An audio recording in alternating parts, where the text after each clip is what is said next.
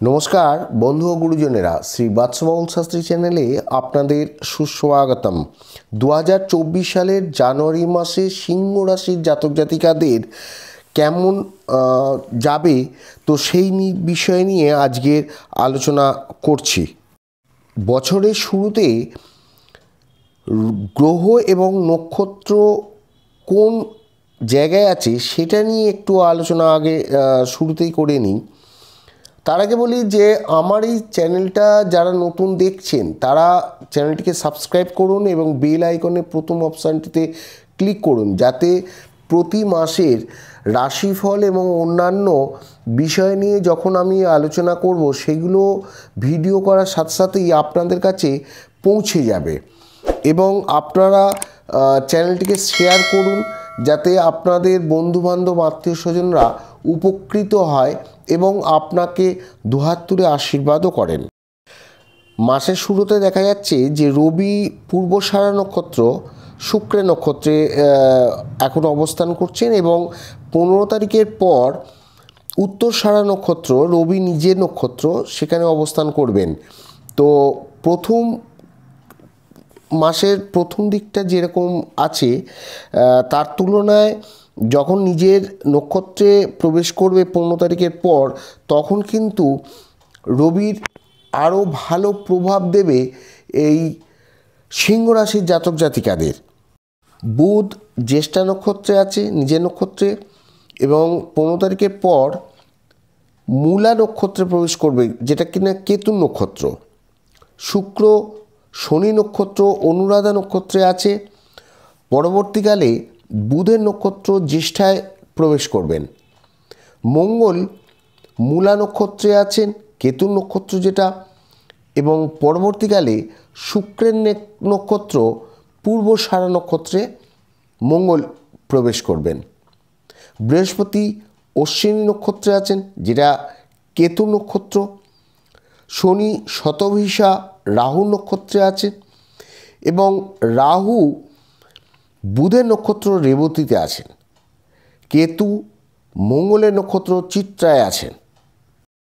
সিংহ রাশির পঞ্চম ঘরে রবি আছে এবং ধনু রাশিতে, যার ফলে খুব ভালো একটা প্রতিকূল পরিস্থিতি তৈরি করবে এবং এটা সর্বাধিকভাবে তার ক্ষতিকর চলন।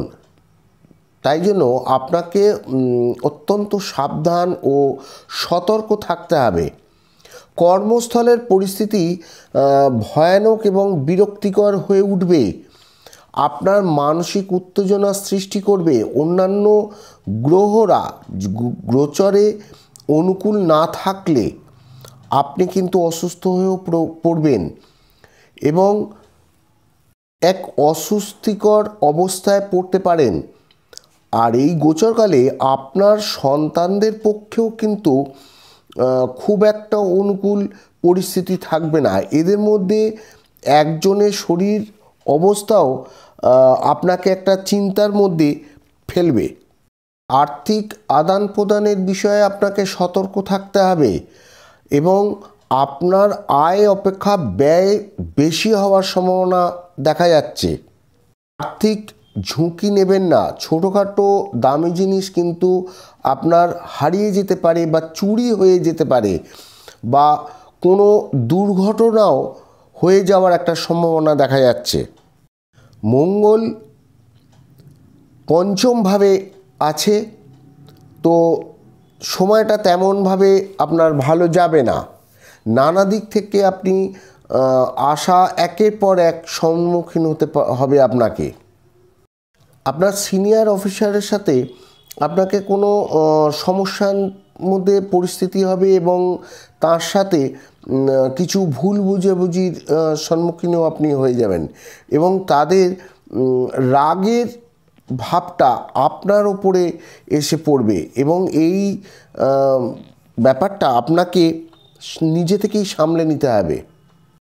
আপনার যে সুনাম হয়েছিল বা কোনো খ্যাতি অর্জন করেছিলেন, সেইটা কিন্তু আপনার এখন আস্তে আস্তে বদনামের দিকেও এসে যাবে এবং আপনার আত্মীয়রা পর্যন্ত আপনারকে নিন্দে করবে, আপনার নাম নিয়ে সমালোচনা করবে এবং আপনার সন্তানেরা পর্যন্ত আপনার মানসিক যন্ত্রণার কারণ হয়ে দেখবে।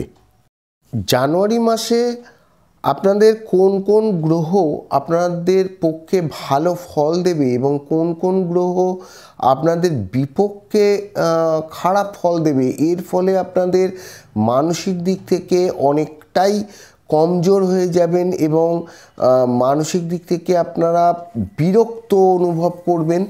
তো আমি যখন আপনাদের এই বিষয় নিয়ে আলোচনা করব তখন আপনার মনোযোগ দিয়ে এই কথাগুলো শুনবেন, যার ফলে আপনি সারাটা মাস একটু অ্যালার্ট হয়ে ঠিক মতন করে চললে অনেক শান্তি অনুভব করতে পারবেন।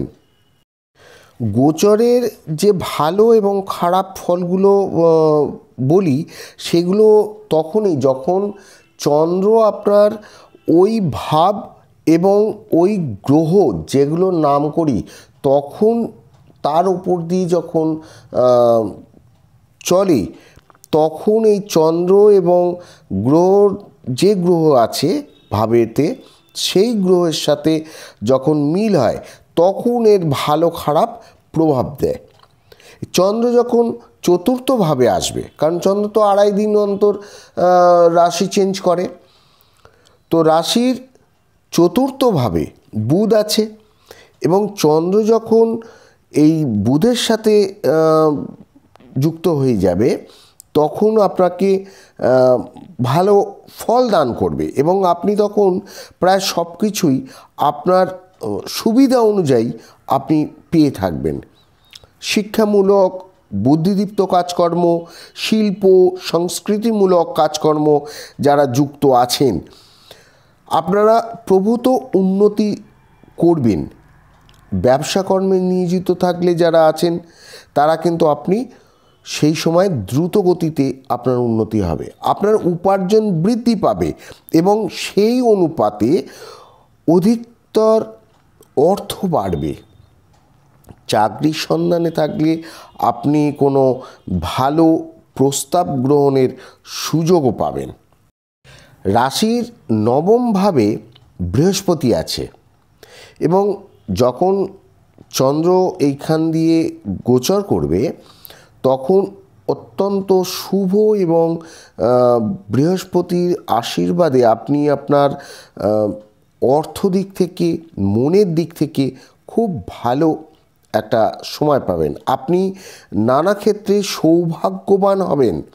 আপনার লালন করা কোনো ইচ্ছে পূর্ণ আপনার হবে, উচ্চাকাঙ্ক্ষা বাস্তবায়িত হবে।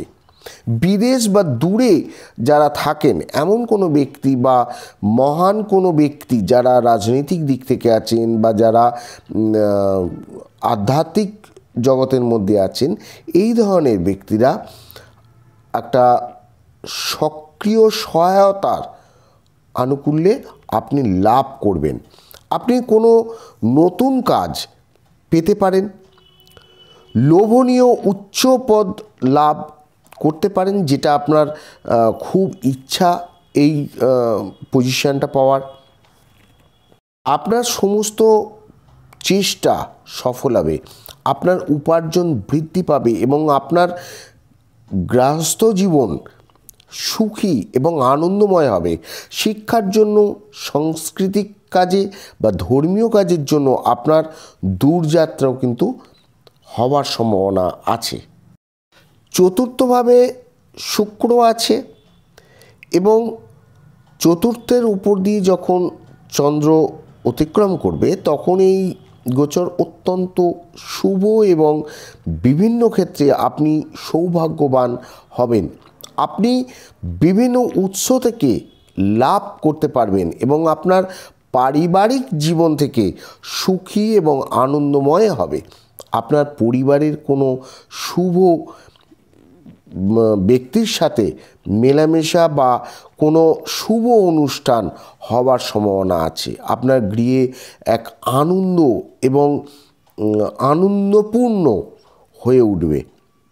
আপনার মনের দিক থেকে যে কাজের জন্য আপনি চেষ্টা করে যাচ্ছেন সেটা খুব ভালো হবে এবং আপনার চিন্তাধারাও খুব ভালো হবে।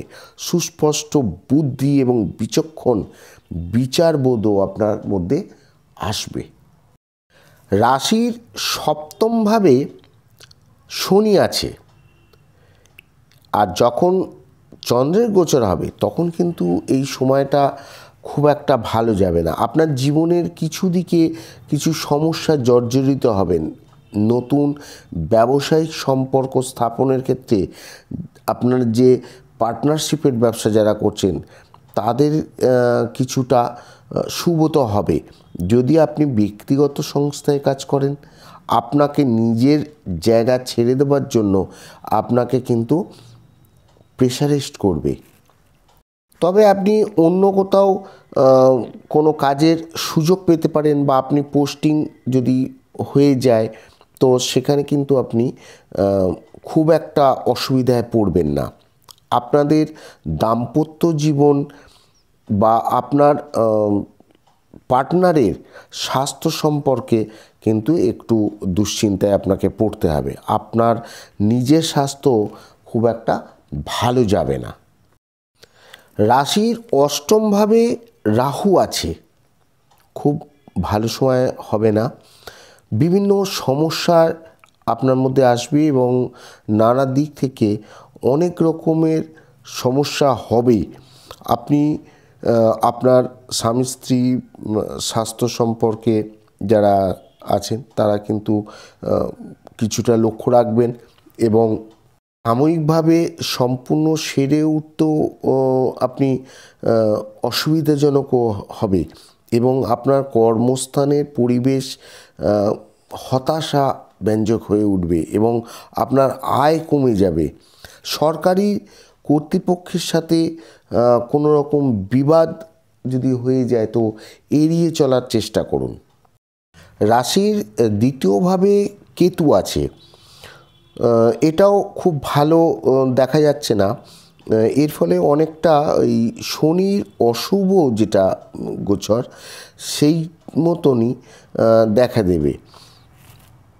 কোথাও আপনার অর্থ দেওয়া থাকলে সেটা সেই পাওনা টাকা কিন্তু আপনার আটকে যাবে এবং আপনি বিভিন্ন অসুবিধার মধ্যে অতিবাহিত করতে হবে আপনাকে, এবং কোনো ক্ষতি হয়ে যাওয়ার সম্ভাবনা আছে। আপনাকে অবিশ্বাস করতে পারে অনেকে। সরকারি ট্যাক্সের ব্যাপারে আপনাকে অ্যালার্ট হতে হবে এবং আপনার কোনো বড় ক্ষতি হয়ে যাবে নত।